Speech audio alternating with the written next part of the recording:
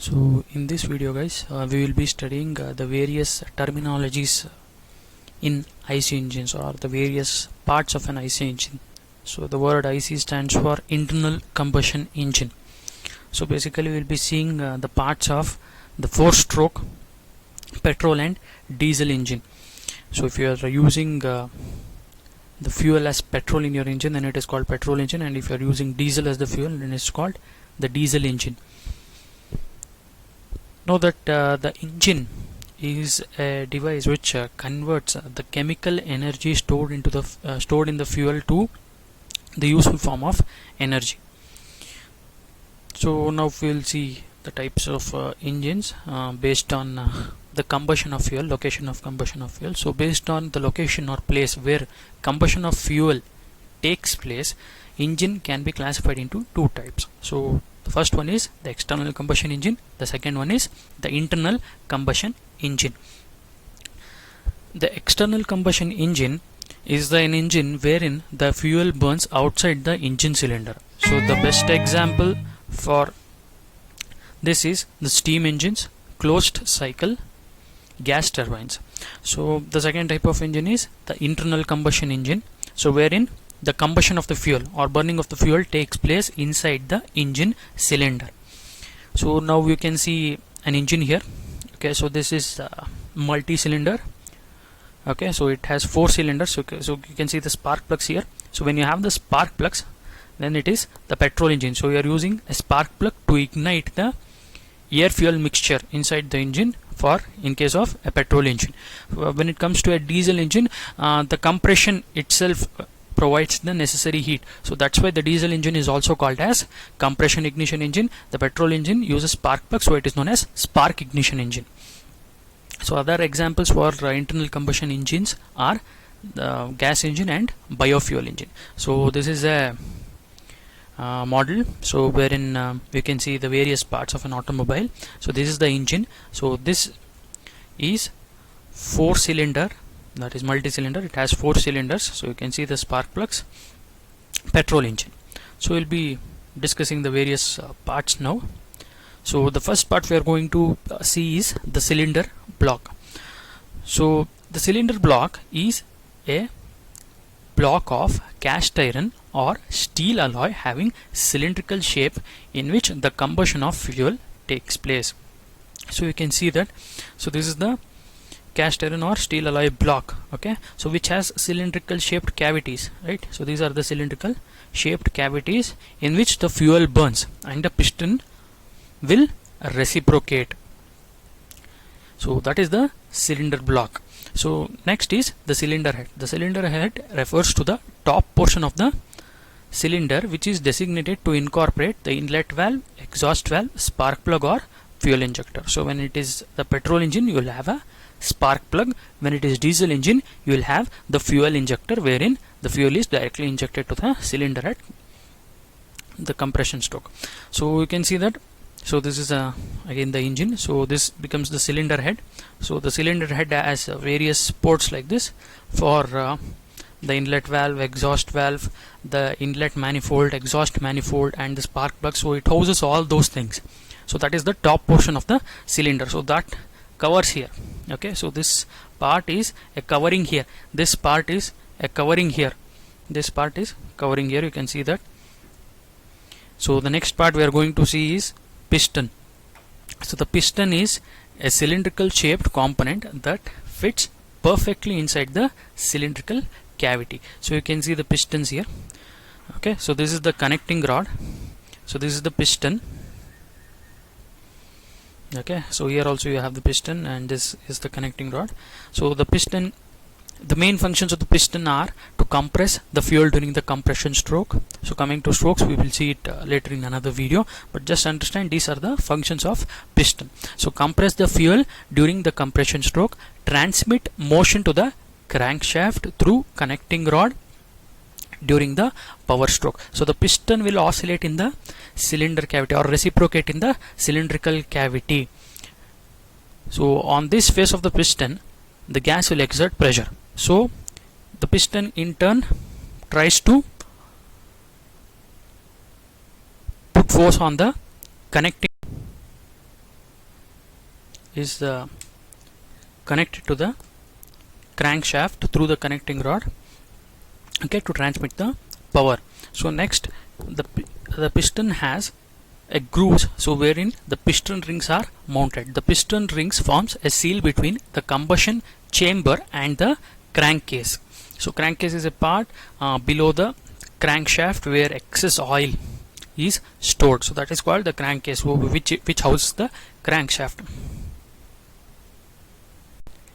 So now we will be seeing next part, the piston rings. Okay, so there are two types of rings that fit into these grooves provided on the piston here. Okay, so you can see the grooves. So there are two types of ring. The first type of ring that is going to fix onto it is the compression rings. So the compression rings will form a tight seal between the piston and the cylinder. So there is a small clearance between the cylinder wall, that is the cylinder inner diameter and the piston outer diameter. So there will be a small gap. So in order to ensure that there is a complete seal, okay, the tight seal between piston and cylinder, we have the compression rings put into these grooves. So this also prevents the escape of high pressure gases during combustion of the fuel into the crankcase. So the next type of rings is the oil rings. So as the name itself suggests, the oil ring is used to scrape out the excess lubricating oil from the cylinder walls and transport it to the holes, oil holes that are provided on the piston to the oil sump or the crankcase. So it is used to remove the excess or scrape out the excess lubricating oil. So we use lubricating oil mainly to reduce the friction and carry away the heat generated during the compression process. So without lubricating oil, the engine may cease, the motion may stop because of excessive friction, and it may damage the piston. So next we have the connecting rod. So on the lower side of the piston we have the connecting rod. So this is the connecting rod. So it is a link between the piston and crankshaft. So this connecting rod, so this part of the connecting rod will get assembled here on the crankshaft shown here. So this is the web part, so where the connecting rod end will be assembled here, so that the reciprocating motion of the piston in the cylinder is converted into rotary motion of the crankshaft. So this completely is a rotating part. So the reciprocating motion of the piston is transmitted to cause circular motion in the or rotational motion in the crankshaft. So what is connecting rod? It is a link between the piston and crankshaft, right? So this is the piston and this is the crankshaft. So the middle part in between is the connecting rod. So the upper end of the connecting rod is connected to the piston by means of a gudgeon pin. So you have a hole here, right? So in which a pin can be placed so that the connecting rod will remain attached to the piston. So that pin is called the gudgeon or the piston pin, while the lower end is connected to the crankshaft. So this end will go and assemble here. So its main function is to convert, as I told, a reciprocating motion of the piston into rotary motion of the crankshaft. So now we will be seeing what is crank. So crank is a lever with one end connected to the lower end of the connecting rod and the other end connected to the crankshaft. So this is the crankshaft. So now let us understand what is crankshaft. So the shaft that transmits power developed by the engine through the flywheel, clutch, transmission and differential to drive or move the vehicle. The material of which it is made is forged or cast alloy of steel and nickel. So this is the crankshaft, okay, so which is used to transmit the power, okay, through the help of flywheel. So what is flywheel? Flywheel is an energy storage device. So there are 4 strokes taking place in an engine, that we'll be seeing it later. So only in one stroke you get the power. So the flywheel is a high mass wheel which stores energy and provides it to the subsequent strokes. So there are 4 strokes, only one stroke the power is developed, the other 3 strokes are to be run automatically. So the piston has to oscillate or reciprocate automatically. So excess energy is absorbed in the flywheel in the power stroke and it is donated in the other 3 strokes. So crankcase. So this is the crankcase. So wherein the crankshaft will go and assemble here. So on these parts. So on the bottom you have the tank or the sump where excess lubricating oil is stored and pumped whenever necessary. So it is the lower hollow chamber of the cylindric block that encloses crankshaft and also acts as a reservoir or sump for the lubricating oil. So next we have the flywheel. So this is the flywheel.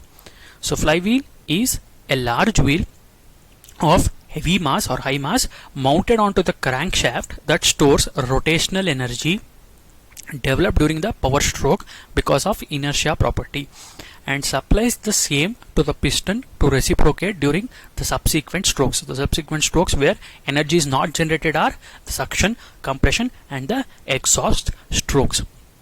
So you're talking about 4-stroke engines, right? So there are 4 strokes. The first is suction, compression, then comes power and last is exhaust. So coming to the valves. So valves are basically used to control the air or air fuel mixture entering into the engine cylinder. So the inlet valve basically controls the fresh air entry in case of a diesel engine, because if you have a fuel injector in case of a diesel engine wherein the fuel is directly injected into the engine cylinder by the injector during the compression stroke, only fresh air is admitted to the inlet valve. Air fuel mixture in case of a petrol engine where air and fuel are mixed in certain ratio and the mixture of air fuel will enter into the cylinder through the inlet valve, and after the combustion of the fuel takes place, the exhaust gas or the burnt gases should leave out the cylinder for the next cycle. So the exhaust gas or burnt gases are discharged out through the exhaust valve. So you can see the valves here. So these are the valves. So there are spring loaded. Okay. So for proper functioning of the engine, we know that the inlet valve and the exhaust valve are to be timed. Okay. So they have to open for a certain period of time and close immediately. Okay, for the cycles to happen. So this is controlled by the camshaft. So this is the camshaft. So this is known as valve timing. So you are opening the inlet and exhaust valve for a certain period of time based on the strokes. Okay. So the camshaft is in turn connected with the crankshaft. So crankshaft is the one where the output is generated, right? So these two are connected with the help of a timing gear or a chain drive so that they work timely and the valves open and close in a proper manner. So next we will try to understand the various terms in the engine. So if you are able to see, so this is the inlet manifold, and in this place either you will have a spark plug or a fuel injector. Spark plug in case of a petrol engine, fuel injector in case of a diesel engine. So this is the inlet. So in case of petrol engine, you know that air fuel mixture is taken in, then the spark plug will ignite the mixture. In case of diesel, only the fuel is sprayed. Okay, the atomized spray of fuel is given into the cylinder. So you know that this is the piston. Okay, so the topmost part the piston can reach in a cylinder is called the top dead center. So we will see the terms individually. So coming to bore, okay, it is represented by small d. It refers to the inner diameter of the cylinder. So the inner diameter of the cylinder wall. So that is the term bore. Top dead center, the extreme position that the piston can reach towards the cylinder head. So this is the cylinder head. So this is the extreme position. Okay, the extreme position is here, TDC. Okay, the extreme position that the piston can reach near the crankshaft is known as PDC or bottom dead center. So this is the bottom dead center. Stroke length, the linear distance covered by the piston when it travels from TDC to BDC. So from this point to this point, whatever volume it is covering, that is called the stroke volume. Okay, the length is called the stroke length, the volume covered is called the stroke volume or the swept volume. So next we have the clearance volume. So when the piston is at TDC, so you have certain volume left, okay, so between the top dead center and the cylinder head, so that volume is known as the clearance volume. So last definition we are going to see is the compression ratio. So this is the characteristic. So for petrol engine it will be a little less, for diesel engine it will be a little more, because compression ignition engine. Okay, so the compression ratio is defined as the ratio of total cylinder volume to the clearance volume. So coming to the total cylinder volume is nothing but the stroke volume. Okay, so the stroke volume plus the clearance volume, so it is Vs plus Vc divided by the clearance volume. So the clearance volume is this much. Okay, so divided by clearance volume. So now you can see that there are various parts here. I will just try to identify the parts for you so that it will be easy. So this is the cylinder block. Okay, so this is the bottom part or the sump, okay, wherein the oil is stored. So this is the flywheel. Okay, this is the camshaft used for valve timing. So to operate the valves, that is the opening and closing of valves at particular time, so it is timed with the crankshaft. Okay, so the speed of crankshaft will determine the rotational speed of the camshaft. Okay, so this is the piston. Okay, piston, this is the connecting rod. Okay, then we have the manifolds here, the intake and exhaust manifolds for a multi-cylinder engine. So then we can see the valves here, the inlet valves, exhaust valves, and you can see the spark plugs here. Okay, thank you guys. I'll be back with another video on the working of the diesel and petrol engine, the various strokes. Thank you.